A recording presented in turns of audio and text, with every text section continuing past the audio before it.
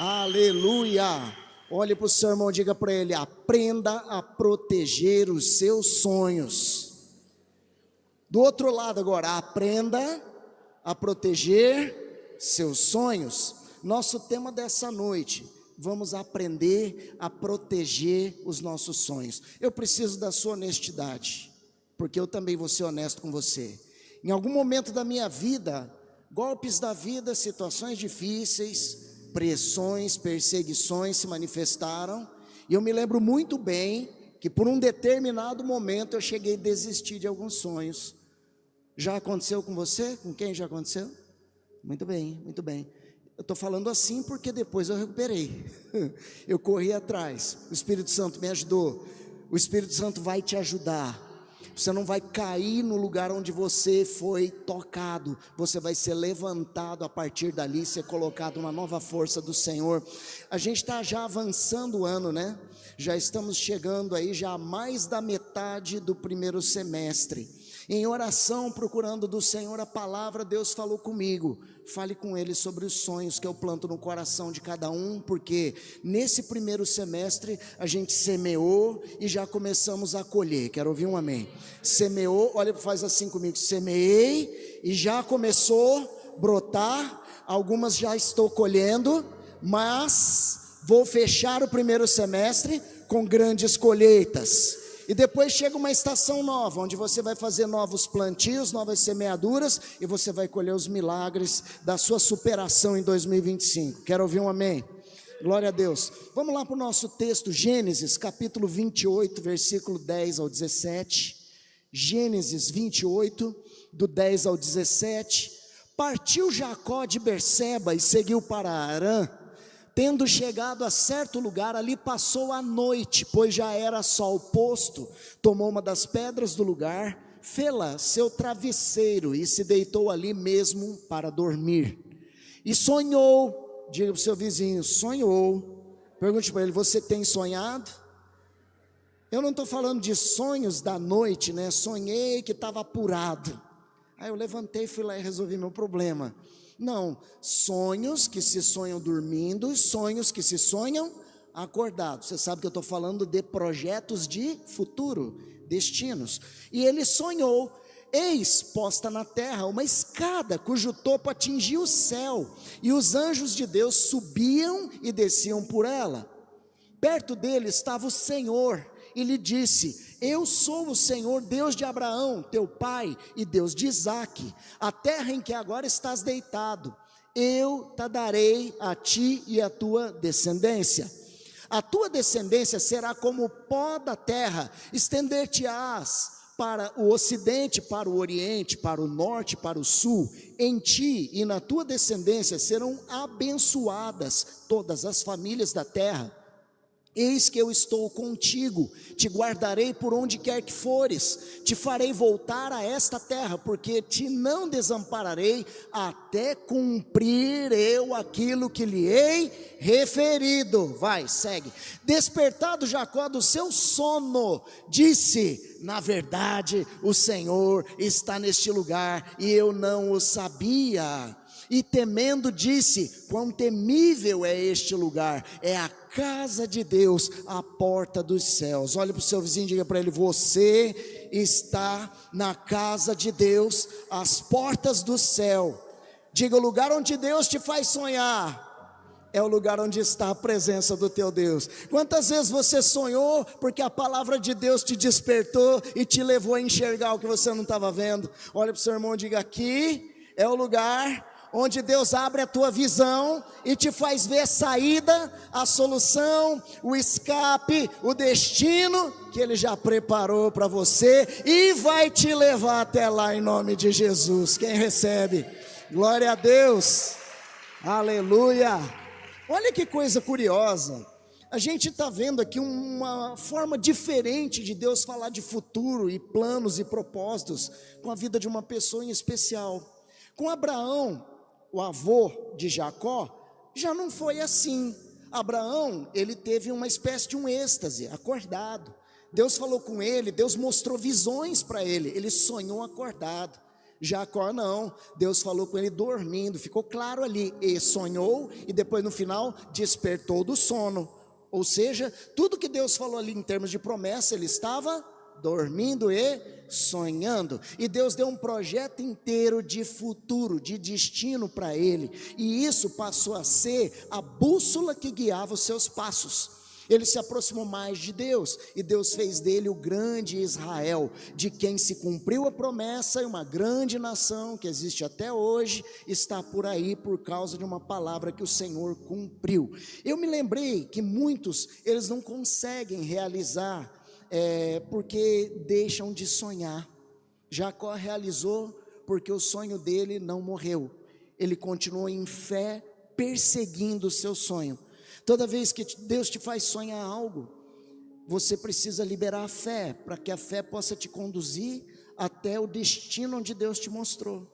Talvez você foi aquela pessoa que um dia comprou um violão e comprou uma sacola, um bag, e você resolveu estudar o violão, e quando você pegou as primeiras notas, começou a doer seu dedo, e aquilo pareceu um pouco difícil para você.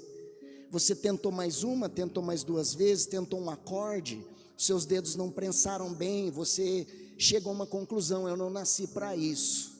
E aí você pegou o seu sonho, enfiou na sacola, e ele está lá atrás do guarda-roupa, empoeirado, até hoje todo desafinado. Eu acho que algumas pessoas estão com o violão na sacola já faz uns 15 anos lá atrás do guarda-roupa hoje. Sonhas e tocarás. Eu estou até hoje tentando aprender, gente. Não desisti do meu sonho. Vou chegar lá, vou ficar bom nesse negócio.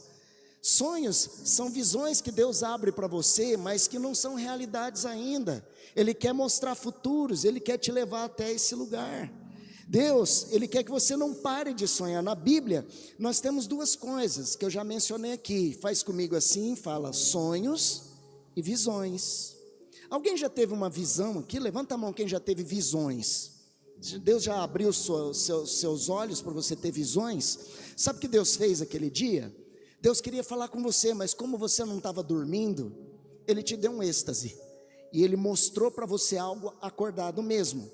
Ele falou sobre propósitos, Ele falou sobre destinos, Ele falou sobre promessas. Talvez Ele te deu alertas, avisos, de obstáculos, para que você ficasse atento, vigilante. Por isso Ele te abriu a visão. Mas nós temos visões e nós temos sonhos. Então considere a partir de agora essas duas coisas como a mesma, semelhante. Lembrando que a diferença entre sonho e visão é que sonho você sonha dormindo, e visão você enxerga acordado mesmo. É uma forma de sonhar com os olhos abertos que Deus faz através do seu poder, e Ele mostra para você destinos, tá bem? Então a semelhança entre os dois, já que existe uma diferença, é que ambos são imagens do futuro que produz duas coisas: esperança e paixão. Diga comigo: sonhos são imagens do futuro dadas por Deus, que produzem em mim esperança e paixão.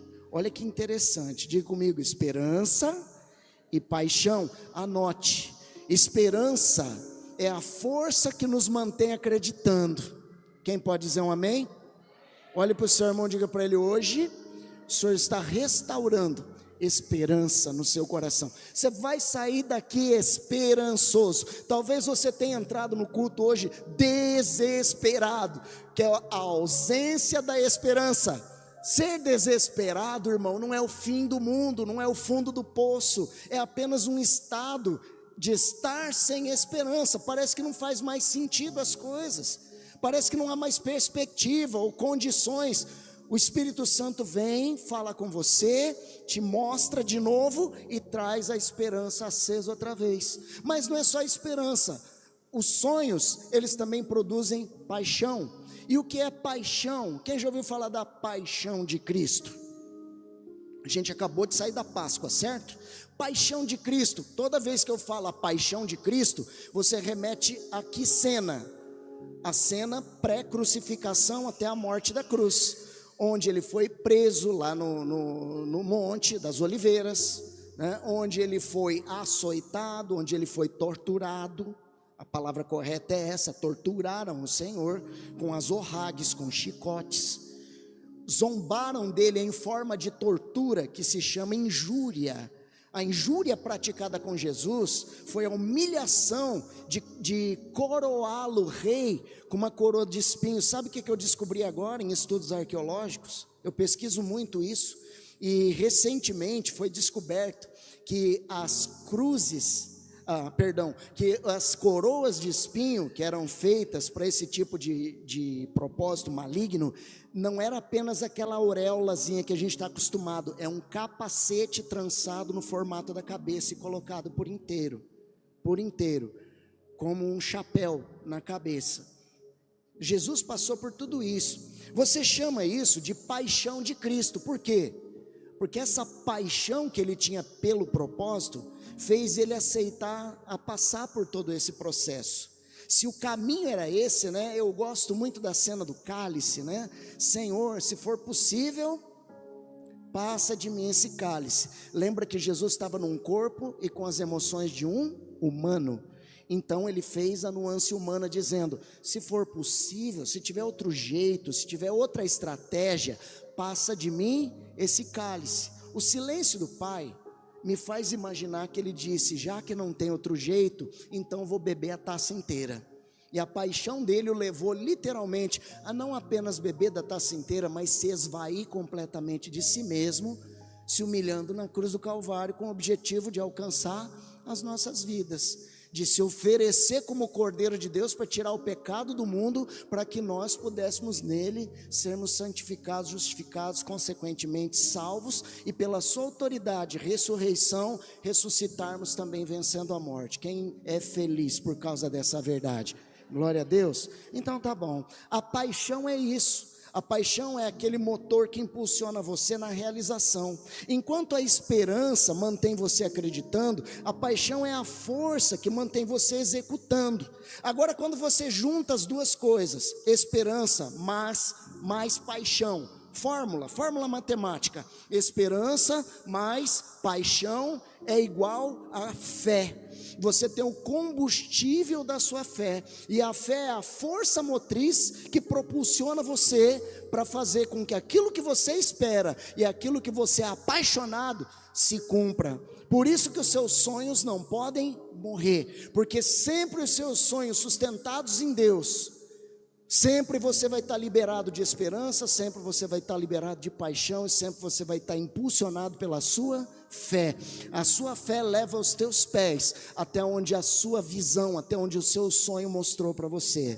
Pessoas que sonham alcançam coisas grandiosas. Toda conquista grandiosa começou com um sonho impossível, mas Deus fez, Deus abençoou. Se pela força da razão sonhos podem se realizar, o que não pode ser feito pela força da fé, com a determinação que Deus pode te dar através desses sonhos. É por isso que Ele te faz sonhar.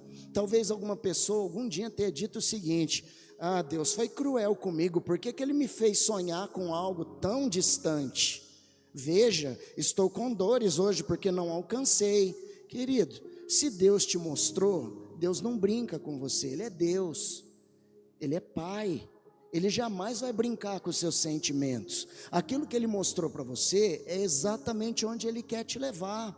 Agora, trabalhe com um conceito mais inteligente para esse alcance. Conceito número 1 é que você precisa de metas. Metas são pequenos passos com pequenas paradas para você chegar onde é importante, o alvo. O seu sonho é o alvo. As estratégias, o mais próximo do seu passo é a sua meta. Talvez você ficou olhando para o grande lá na frente e você esqueceu que é de pouco em pouco que você constrói o muito. Então estabeleça metas. O apóstolo Paulo em 1 Coríntios capítulo 9 versículo 26: por isso corro também eu, não sem meta. Ele estabeleceu pequenos passos, porque é muito bom, né? É bom meta, porque quando eu chego na meta, que eu ainda não atingi o alvo, mas eu já tenho uma razão para celebrar, alguma coisa deu certo. é o atingível, é aquilo que está próximo. A meta faz isso. Aí você olha para trás, você vê que você já andou um pouco. Então, daqui até aqui, cumprido. Agora daqui até ali. E assim eu vou, rumo ao alvo, ao prêmio da soberana vocação. Sabe o que Deus colocou de vocação em você? Sonhos. Ele está te chamando para ir até lá, onde Ele te fez sonhar, e não vai permitir você parar. Se você abrir teu coração, Ele vai te ajudar. Quero ouvir um amém e uma salva de palmas ao Senhor, em nome de Jesus. Glória a Deus. Outra coisa importante sobre os sonhos: o maior amigo dos teus sonhos, quem que é? É Deus. Quero ouvir um amém. Deus, diga, Deus é o maior amigo dos meus sonhos, até porque foi Ele quem nos deu essas imagens de um futuro que produziu esperança, paixão e gerou fé no nosso coração. Agora, se o melhor amigo dos seus sonhos é Deus, quem é o maior inimigo dos seus sonhos? É o diabo. Satanás é o maior inimigo dos seus sonhos. Ele não gosta dos seus sonhos, porque ele sabe que um sonho realizado é mais uma derrota para ele, que só vem para matar, para roubar e para destruir. Por isso, dentro do quesito roubar, ele quer o tempo inteiro roubar teu sonho. Dentro do quesito destruir, ele planeja o tempo inteiro ações e movimentos externos que venham a destruir a sua esperança, a sua paixão, a sua expectativa. E por fim, dentro do quesito matar, ele trabalha essas estratégias malignas a fim de fazer você descrer, e você descrente, você perde o motor que te propulsiona para a realização dos sonhos, que é a fé. Então veja, ele é o maior inimigo dos seus sonhos. Ele sabe que o sucesso do seu sonho é o fracasso do plano dele. Olha para o seu vizinho e fala assim: mas ele vai perder em nome de Jesus. Já perdeu, quero ouvir um amém. Já perdeu. Deus, Ele te leva a sonhar, irmão, e Ele te unge para realizar. Levanta a mão, fala amém, eu recebo. O Deus que te leva a sonhar, também te unge para realizar. Agora, o diabo não pode te impedir de sonhar, mas o diabo pode te convencer por métodos a desistir dos seus sonhos. Talvez você esteja aqui hoje desistido de alguns sonhos, que o inimigo maligno interrompeu no caminho e conseguiu te convencer que aquilo não era possível. Então você pegou e esqueceu aquilo. Sonhos como não ver a minha família convertida. Meu Deus, como é que você aceita uma condição dessa? Como é que você aceita isso? Tem uma promessa clara e fiel dizendo: eu e a minha casa serviremos ao Senhor. Crê no Senhor e será salvo tu e a tua casa.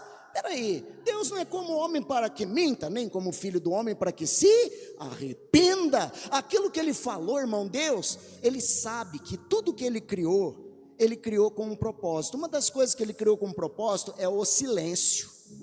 O silêncio, ele é um ambiente de adoração, sabia?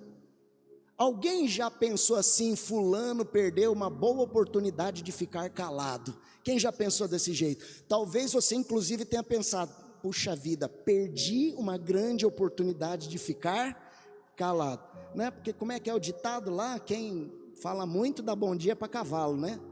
Dá bom dia para cavalo. Veja só que interessante, o silêncio é um ambiente de adoração. Tem sabedoria no silêncio. É por isso que muitas vezes o silêncio é a melhor resposta, porque o silêncio por si só adora. Lá fora, depois do planeta, lá no espaço sideral, o vácuo produz um ambiente de silêncio absoluto. Aquele é um silêncio de adoração. Para que o silêncio possa ser quebrado, é necessário uma palavra que adora muito mais do que o próprio silêncio. Então veja, quando você está falando sobre os seus sonhos, você pode até quebrar coisas sagradas, como por exemplo o silêncio. Fale dos seus sonhos com você mesmo, fale dos seus sonhos com Deus.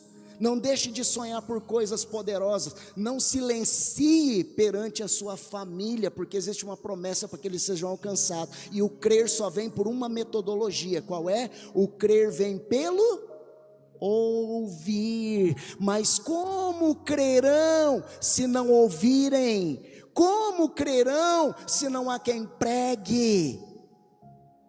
Olha que coisa. Nessa hora Deus está falando: quebre o silêncio, mas use de sabedoria, faça a melhor estratégia. converse com pessoas que tiveram êxito, fale com o seu líder, peça cobertura, peça uma ideia. Aquilo mexeu comigo, faz tempo que eu parei de falar, também não quer Deus, então fica aí, não quer Deus. Peraí, tudo que o diabo quer é que você desista deles. Tudo que o diabo quer é que você deseje o seu casamento. Tudo que o inimigo quer é que você deseje o seu filho. Tudo que o inimigo quer é que você deseje do seu negócio. Tudo que o inimigo quer é que você entregue seu ministério. Tudo que o inimigo quer é que você deixe para lá o seu voluntariado na casa do Senhor. Tudo que o inimigo quer é que você pare de acreditar que aquilo que você pode atingir, na verdade não era nada do que você poderia de verdade. Tudo que ele quer é isso. Por isso que cada sonho realizado é um tapa na cara do inimigo, é mais uma derrota vergonhosa para ele. E nosso Deus é especialista em fazer Satanás passar vergonha.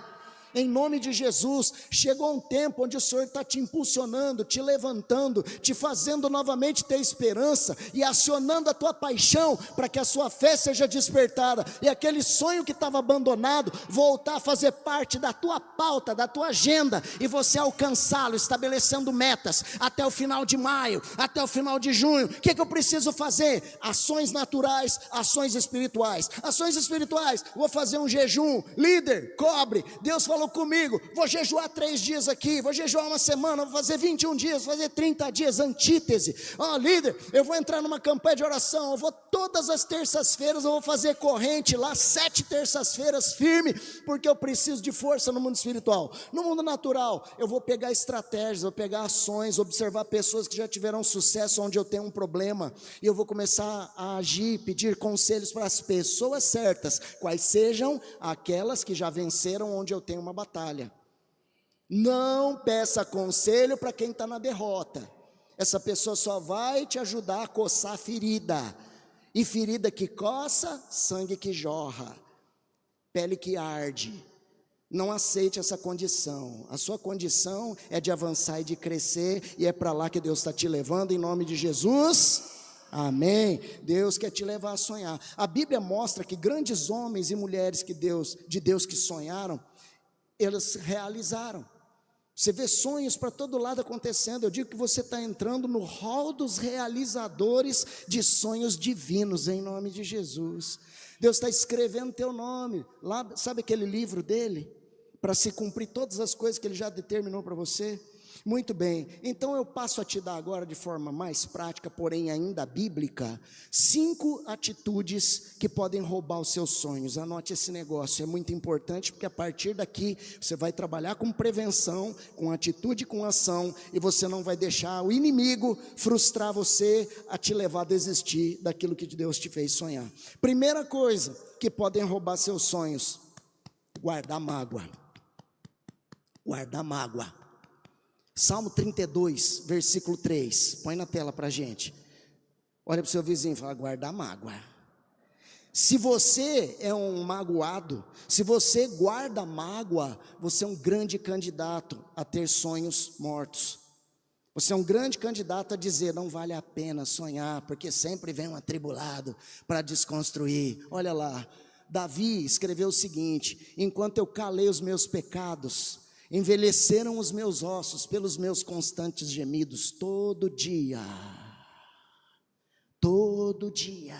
passando raiva, todo dia planejando uma vingança, todo dia levantando e falando: não acredito que me deram esse prejuízo, não acredito que me tiraram essa energia, não acredito, Saul, eu dei minha vida, eu fui para o campo de batalha para você ter glória, e você ainda quer me matar, ainda quer me perseguir, eu não acredito, cadê Deus? Ele não falou que eu ia ser rei sobre Israel e agora está querendo me matar, cadê? Chegou uma hora, ele falou: para porque está me fazendo mal, para porque eu cheguei a uma conclusão: estou doente, estou magoado, estou com a tromba desse tamanho, está complicado, já não estou mais passando em certos lugares de lado, porque o bico não deixa, está muito grande esse negócio, chegou a hora de me resolver. Olha para o seu vizinho, diga para ele: aproveita que o Espírito Santo está aí, confessa tudo para ele e resolva.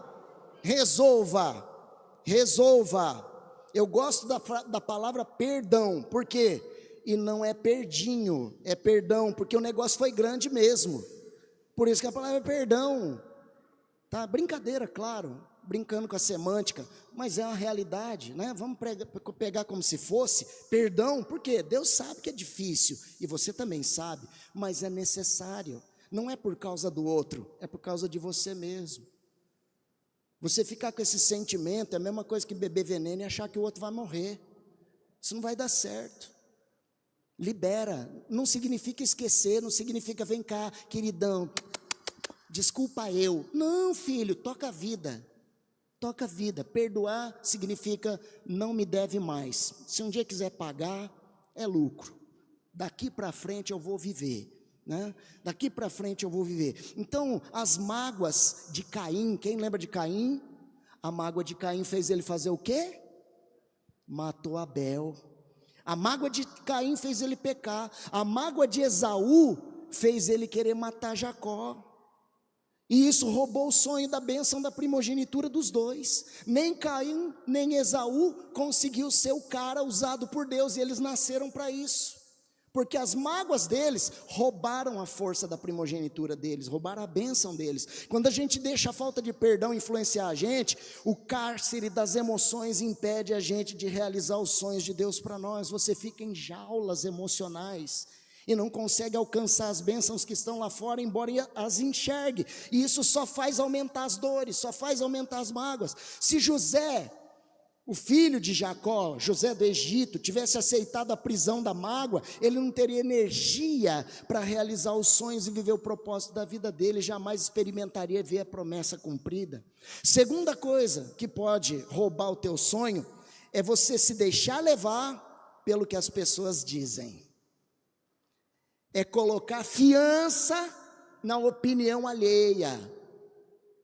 Tem gente que é uma bênção para te aconselhar, mas a opinião dos outros, no sentido pejorativo que você conhece bem, essa olha aí para o teu vizinho e fala, estou dispensando.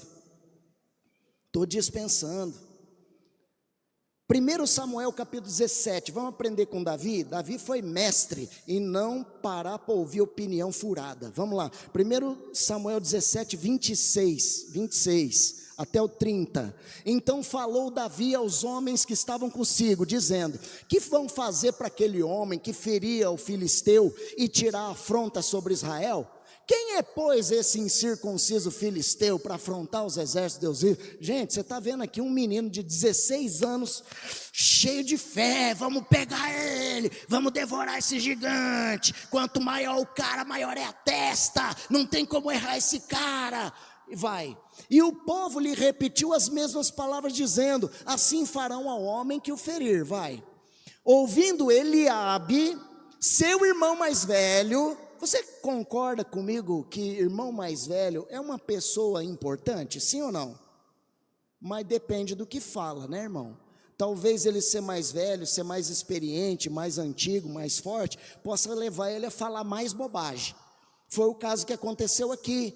O seu irmão mais velho, ouvindo ele falar aqueles homens, acendeu-lhe a ira, o nome disso é inveja, contra Davi, e disse: por que você desceu para cá?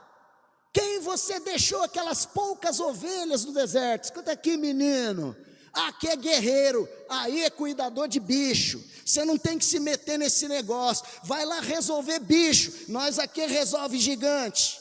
Eu bem conheço a tua presunção. Gente, o irmão dele, na frente dos outros, chamou ele de presunçoso. Você é um falso, você é um presunçoso.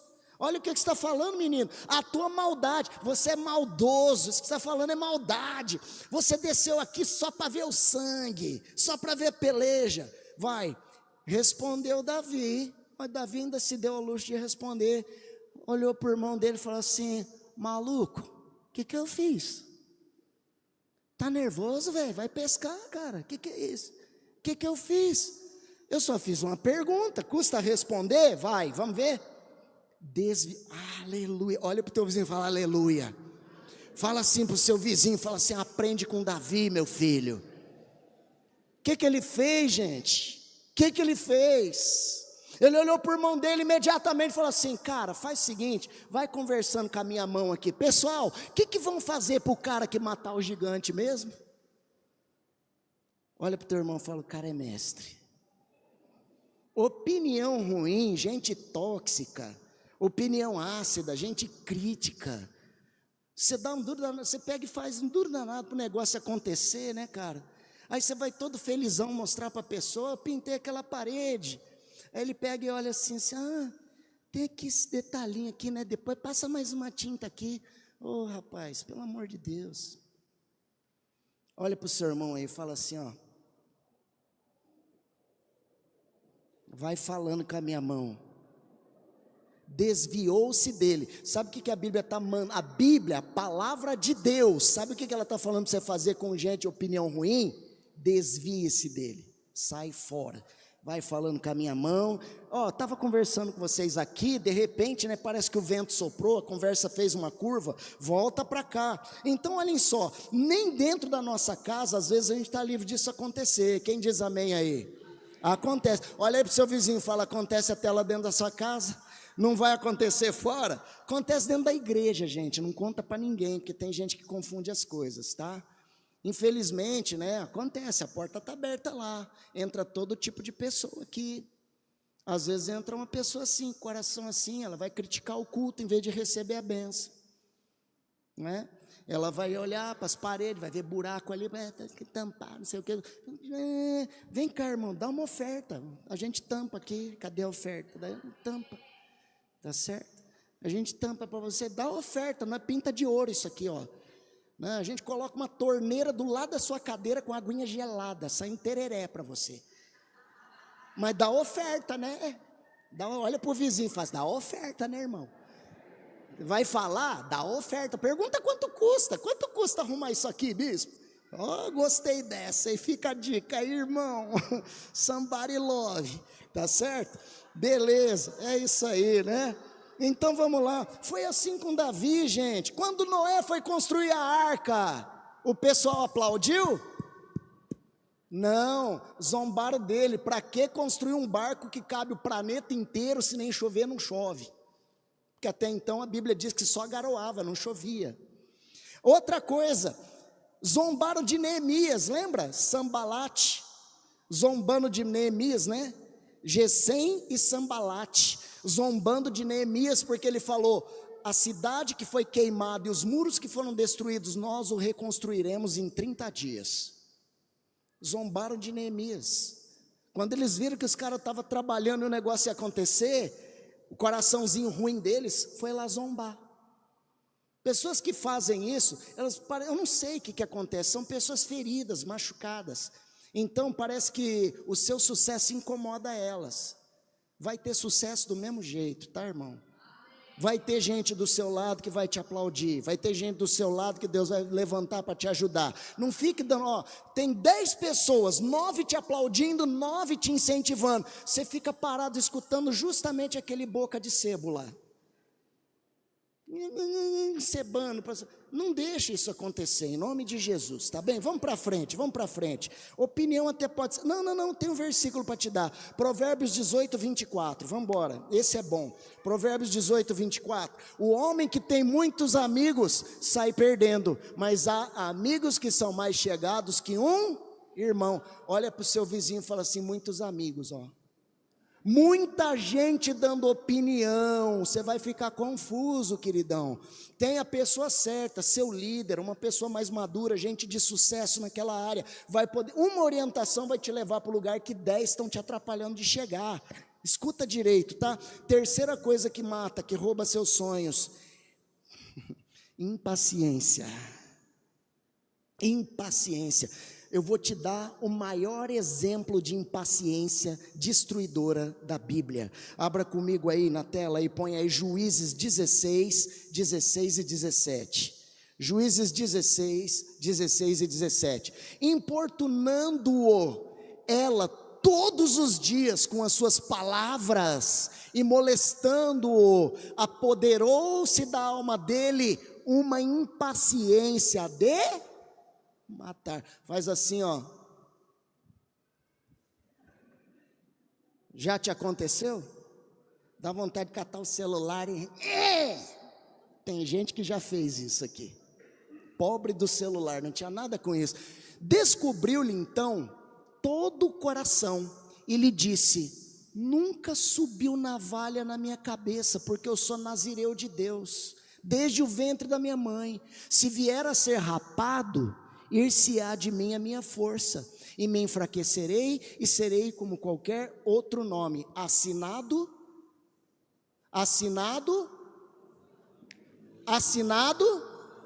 Sansão, o fortão do cabelão, mas que tinha um cérebro do tamanho de um feijão. E ele não soube resistir à importunação da Dalila. E o que aconteceu? Perdeu a paciência, contou o segredo da vida dele para quem não tinha o coração junto com ele. Cuidado com a impaciência, ela pode te expor à tua derrota. Pessoas impacientes acabam metendo os pés pelas mãos e acabam perdendo a sua bênção e sendo roubados dos seus sonhos. Sansão foi um cara roubado do sonho de ser um grande juiz. Ele ficou mais como mau exemplo. Tem partes boas de Sansão, tá, querido? Qualquer dia, para expurgar Sansão, eu dou uma palavra do lado bom de Sansão aqui para você, porque tem. Mas eu vou falar uma coisa para você: Sansão ficou meio tipo Judas, né? Com a sua reputação muito queimada por conta desse negócio. Um cara único, que experimentou uma unção única. Quem chegou mais perto do que Sansão experimentou foi Elias, quando Deus deu para ele a velocidade nas pernas, da onde inspirou o herói Marvel chamado The Flash. E o deus grego chamado Hermes foi inspirado em Elias na Bíblia. Sabia disso? Deus deu para ele a força de correr mais rápido que um exército nos seus cavalos e chegar lá em Israel para avisar que havia uma emboscada chegando. Quem chegou mais perto foi, mas ninguém teve a força que Sansão teve, experimentou o que ele teve, e ele perdeu tudo isso por causa da impaciência. Provérbios 20, 21. Provérbios 20, 21. Põe para nós aí. A posse antecipada de uma herança, no fim não será abençoada. Você já viu gente que quer tudo na hora? Olha para o seu vizinho e fala: impaciência. Quem muito quer, nada tem. Olha aí, a posse antecipada de uma herança não vai dar bom. O que Salomão está ensinando para nós? A impaciência vai acabar tirando tudo e você não vai ter nada. Então, seja paciente. A impaciência de Saul roubou o sonho dele, e roubou o sonho do reino inteiro, porque atrapalhou o próprio filho dele, que era um homem bom, de se tornar um grande rei sobre Israel. Davi, ele aprendeu com o erro de Saul, ele teve a vida de Saul nas mãos dentro da caverna, lembram? Saul entra lá na caverna porque precisava se aliviar, e ele entra justamente em qual caverna? Onde Davi estava escondido. E Davi de fato pegou a espada e falou: agora eu vou resolver meu problema, o cara está na minha mão. Mas Deus tocou o coração dele, ele entendeu: esse aqui é o meu meio, não é o meio do Senhor, quem vai me livrar é o Senhor. Aí ele compõe o salmo, né? Quem pode livrar como o Senhor? E ele pega e corta um pedaço da capa só para mostrar para Saul que ele foi fiel e ver se Saul parava. Saul parou por um pouco, mas quem deu a vitória depois para Davi, quem foi? Foi Deus. 13 anos depois da unção de Samuel, naquele dia na casa dele, Davi senta no trono, e Deus permitiu ele ficar vivo para fazer isso. Aí ele compõe um salmo, o famoso Salmo 40, versículo 1, que diz o quê? Esperei com paciência no Senhor, e ele se inclinou para mim, ele me visitou, me livrou do tremedal de lama, me abençoou, me colocou lá no lugar de honra. Quarta coisa que pode matar os seus sonhos é o comodismo. Olha para o seu vizinho e fala: ai, ai, ai. Porque o comodismo, né, nos dias de hoje, de alta tecnologia, de muita coisa assim do tipo fast food, de celulares. Antigamente, quem fazia ligação para o Japão aqui em 1990, por aí, nessa data, nessa época, né?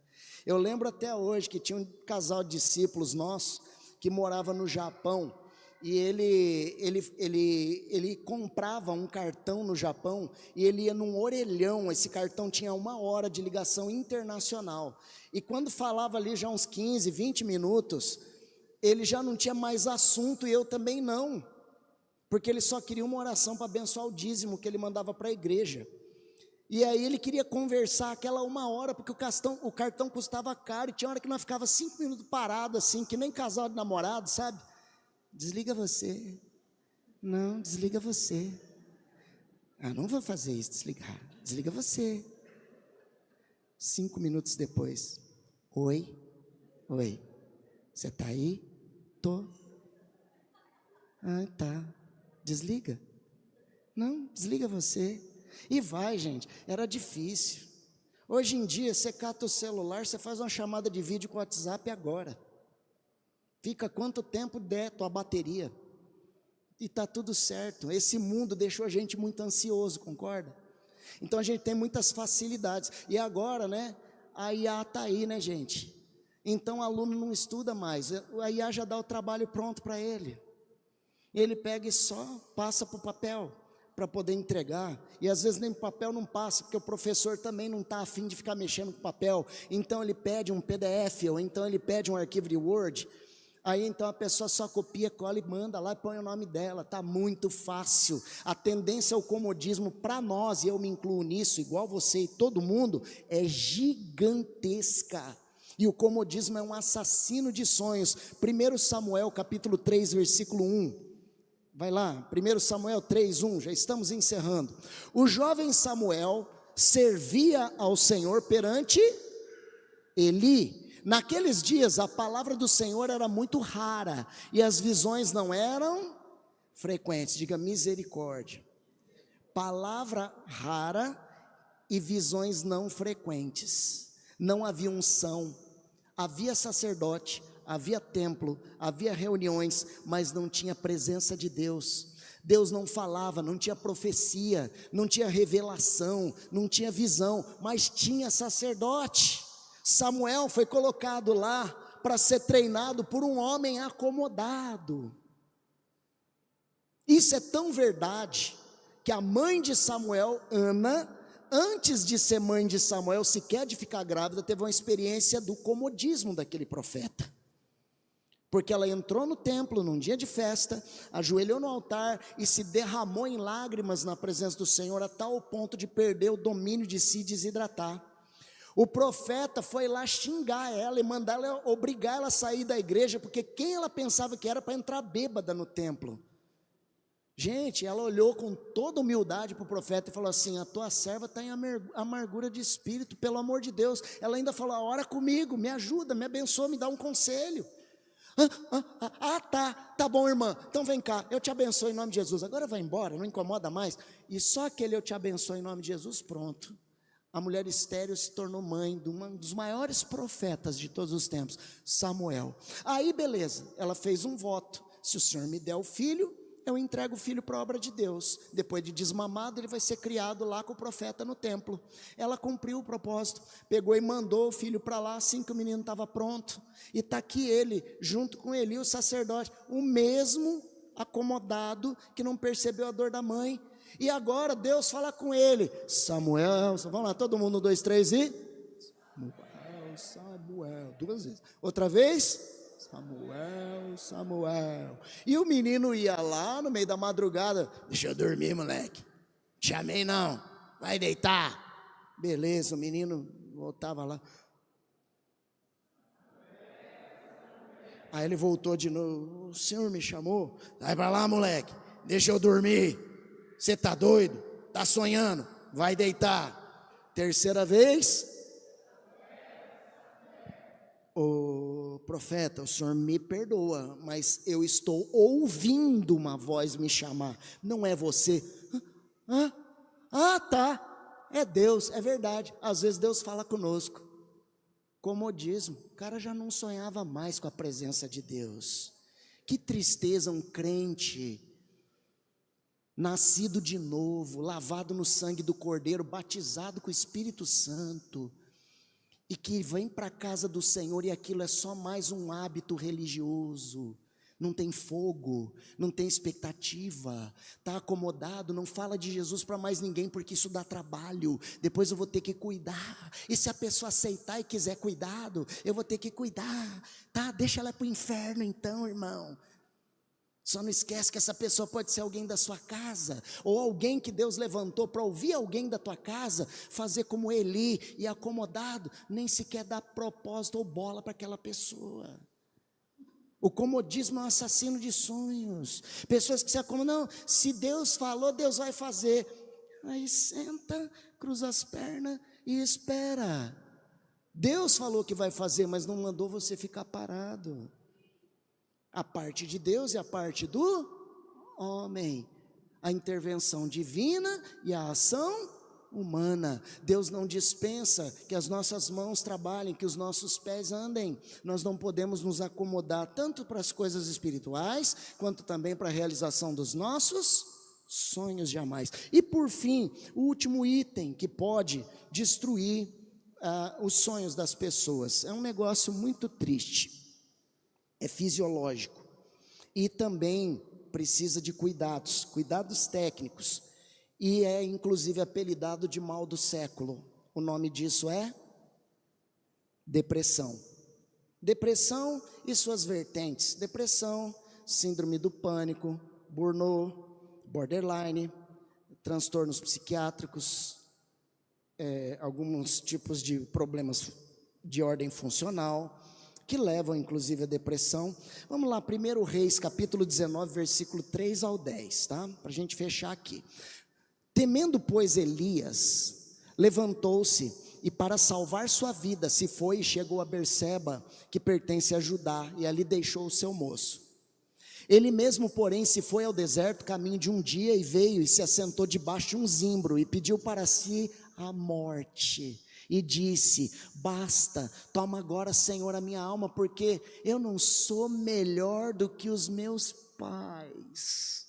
Tem uma dica de ouro. Quem foi o pai e a mãe de Elias, gente? Ninguém sabe, ninguém viu. Sabe por que que a Bíblia, o próprio Elias não registrou sobre seus pais? Porque ele tinha vergonha das suas origens. Os pais dele não deram razões para que ele divulgasse quem eles foram. E aqui um profeta que Deus ungiu e levantou para vencer 450 bruxos, naquela cena que os fogo veio do céu, ele falou assim: não vale a pena mais viver, e eu sou a mesma porqueira da onde eu vim. Você nunca tinha prestado atenção nesse detalhe aqui, né? Mesma porqueira. Deitou-se e dormiu debaixo do zimbro, aquele sono da tristeza, sono da depressão. Eis que um anjo, gente, Deus não desistiu de Elias. Olha para o teu vizinho e fala: Deus não desiste de você, nem na mais profunda depressão. Deus coloca anjo. Sabe aquele crente que vai na tua casa, você está lá prostrado na cama, você liga para você, manda um WhatsApp: cadê você, não sei o que, não estou te vendo. É o anjo que Deus levantou para te cutucar. Levanta, meu filho, vamos, olha para o teu vizinho e fala aí: levanta, meu filho, vamos, faz assim, ó, vamos. Gente, esse negócio aqui, ó, na orelha da pessoa parada, da pessoa fraquejada, tem um poder esse negócio que você não sabe, ó. Tem um poder, isso aqui, ó, esse sonzinho. Vai lá, levanta aí, come, se fortalece, se nutre. O cérebro está precisando de nutriente. Os neurotransmissores não estão conseguindo se formar direito por falta de nutriente adequado. Já percebeu que a pessoa deprimida não quer comer? E quando come, se enche de coisas que não alimentam, só destrói ainda mais a saúde. Não tem organismo, fisiologia que aguenta. Vai, olhou ele e viu junto à cabeceira um pão cozido sobre pedras em brasa e uma botija de água. Comeu, bebeu e fez o que, gente? O anjo foi lá, deu comida para ele, acordou ele, sentou, comeu e fez o quê? Em vez de se fiar na palavra, se fiou no sentimento. Dormiu de novo, vai, passa. Voltou, olha para o teu vizinho e fala: você, até na depressão, Deus não te desiste. O anjo vai te cutucar 1, 2, 3, quantas vezes for necessário. O anjo voltou, tocou-o, disse: levanta-te e come de novo, porque o caminho te será sobremodo eu tenho um projeto, você não vai morrer coisa nenhuma, enquanto eu não cumprir toda a minha palavra na sua vida, eu não vou deixar você prostrado, não vou deixar você perecer. Quero ouvir um amém? Deus vai te levantar, não é o seu estado hoje, é o propósito que Deus tem para a tua vida. O Deus que levanta a pessoa morta, ressuscita o Lázaro, é o mesmo Deus que pode tirar você da depressão. Se Deus cura a doença, e depressão é uma enfermidade de ordem psíquica e fisiológica, Deus também tem poder para te curar, meu irmão. Presta atenção nisso aqui. Levantou-se, pois, comeu e bebeu, e com a força daquela comida, caminhou quanto tempo, gente? Com 2 refeições, ele levantou e trabalhou 40 dias e noites, até Horebe, o monte de Deus, vai. Ali entrou, não, olha para o teu vizinho e fala, não é possível. Não pode, não é possível. O anjo vem uma vez, ele come, ele dorme. O anjo vem a segunda vez, ele come, ele levanta. Ele anda 40 dias, prova, experimenta que é possível. 40 dias depois ele olha, não vale a pena, eu quero morrer de novo. E se tranca numa caverna. Literalmente a depressão, né? Entra numa caverna, fria, escura, sem expectativa, sem esperança, sem oportunidade. E passa ali a noite. Olha para o seu vizinho e fala assim, nem na depressão mais profunda, ainda que seja pela 3ª vez, Deus não desiste de você. Que bonitinho. Agora não foi o anjo, agora foi o próprio Deus. Preste atenção. E eis que lhe veio a palavra do Senhor, e ele disse, essa eu adoro. Olha para o seu vizinho e fala assim, Elias, o que você está fazendo aqui, meu filho? Não, gente, você precisa entrar na cena para você entender. Deus, Elias, o que você está fazendo aqui, meu filho? Não é possível, eu não acredito. Bom, eu sou Deus, não tem como eu não acreditar, né? Eu acredito, eu só não estou entendendo. O que é que você está fazendo aqui? Passa. E respondeu, Deus, agora olha para o seu vizinho e fala, vamos, está preparado?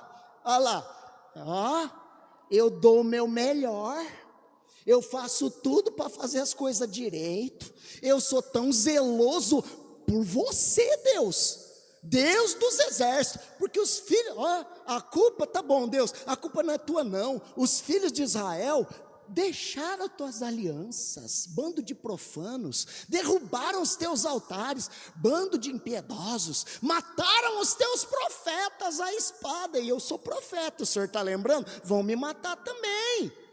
E eu fiquei sozinho. Olha para o seu vizinho e fala, ficou sozinho, menininho do papai, ficou sozinho, tadinho, ficou tão sozinho, ninguém está percebendo. Querido, está tudo bem, a gente respeita a sua dor, ela é verdadeira e válida, o que não pode é você acreditar nela, não coloca a sua confiança nela. Para começar, Deus mandou o anjo 2 vezes, depois ele mesmo foi falar, e agora ele está ali insistindo e ainda parou para te escutar.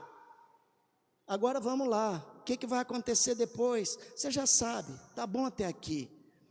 Deus fala assim, cara, em outras palavras, tá? Linguagem de hoje, Deus pega, cara, vai falando com a minha mão, agora é com você. Eu não tenho mais tempo a perder, é o seguinte, eu preciso que você saia daí, que você vai, unge 2 reis, unge um rei lá na Síria, o outro lá em Samaria, e você tem um menino bom, cara, mas pensa um menino bom, chama Eliseu, esse menino vai valer a pena, você vai terminar a tua vida, você vai levantar um cara 2 vezes melhor do que você, vai lá, unge Eliseu profeta, treina o menino, quando isso acontecer, negócio é o seguinte, vamos fazer um acordo, eu não vou tirar a tua vida não, eu vou trazer você para mim vivo, se você cumprir essa missão, bater essa meta, você vem vivo, e de fato o que acontece? Ele vai, ele unge lá o rei da Síria, unge lá o rei da Samaria, aí ele pega Eliseu, funda uma escola chamada Escola de Instituto de Vencedores, aí ele pega e vê, domingo que vem tem formatura dos Eliseus, grandes profetas, e das Eliséias, não é? Quantas pessoas? 80 formandos, semana que vem aqui, bem, pode aplaudir, é o reino de Deus avançando. São os Eliseus e as Eliséias que Deus está levantando para esses dias, amém? O que ele faz? Levanta, cara, olha para o teu vizinho e fala assim, está tudo certo, vai com depressão mesmo, Mas vai, meu filho, em nome de Jesus. Mas vai. Deixa eu só te dar uma dica aqui. Espera aí um pouquinho, estou meio deprimido, trombei aqui no negócio. Vamos lá. Só algumas coisas, ó. Dormir, não descansar, fadiga constante. Dor constante no estômago e nas costas. Irritabilidade. Dificuldade de concentração, passividade diante de urgências, raiva e hostilidade em forma de reação. Escuta, se você carrega pelo menos 3 desses sintomas que eu citei, entre outros, consecutivamente, urgentemente busca uma ajuda profissional especializada. Você está precisando de 2 coisas, está precisando de um bom psiquiatra para te arrumar um remedinho para te ajudar, e está precisando de um bom psicólogo para te ajudar a organizar tua linha de pensamento, e está precisando de uma boa igreja. Nesse caso ofereço uma que me atendeu no dia da minha depressão, que foi a Sara Nossa Terra, e hoje eu sou até bispo dela. Então se eu conseguir, você consegue também. Quero ouvir um amém. Vai procurar olha para o vizinho, fala, procura ajuda. Quem procura acha, né? Quem procura acha. Não fica brincando com isso, nem achando que isso é frescura, não vou incomodar os outros. É importante, tá? Aliás, os estudos mostram que a depressão é mais, presta atenção, tem homem de Deus aqui, levanta a mão. A depressão é mais letal entre os homens do que entre as mulheres, porque a mulher, ela ainda fala, né? A mulher, ela ainda compartilha, mas o homem muitas vezes se fecha. Então as pessoas que se perdem, você entende o que eu estou dizendo? Por causa de depressão, são muito mais no sexo masculino do que no feminino, porque o homem tem aquela coisa, né? Eu tenho que ser forte. Não tem não, você precisa de ajuda, procura, em nome de Jesus, Deus está nesse negócio. Depressão é falta de energia da vida. Quando ela é cortada, a gente se desliga daquele que dá a vida, desliga de Deus. Então nunca vá aceitar qualquer condição que te afaste do altar ou da presença de Deus. Quero ouvir um amém. Para fechar, vamos lá, vou fechar com um versículo, Jeremias 29:11. Jeremias 29:11. Eu é que sei que pensamentos têm a vosso respeito. Diga comigo, eu é que sei. Olha para o seu vizinho e diga, ele que sabe que sonho ele sonhou para você. Diga, sonhos de paz e não de mal, para te entregar exatamente o que você deseja. Glória a Deus. E o que é que eu desejo? Pergunte para o seu vizinho, afinal de contas, o que é que desejamos? Diga, o que Deus te faz sonhar. Então você precisa estar no ambiente onde Deus te revela os seus sonhos. Quero te convidar a ficar de pé em nome de Jesus. Quero te convidar a pisar os teus pés